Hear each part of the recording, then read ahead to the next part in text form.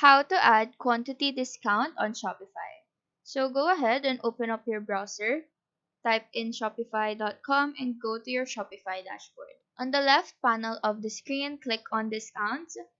On the pop-up, select discount type and choose amount of products. Select discount code and then click on generate. After that, scroll down to value and set the amount of discount that you want to offer. Choose on what products or collections the discount will be applied to. Then, on the minimum purchase requirements, select minimum quantity of items. Then, input the number of items needed in order for the discount to be availed. Next, you will see the customer eligibility, maximum discount uses, and combination settings. This is all up to you.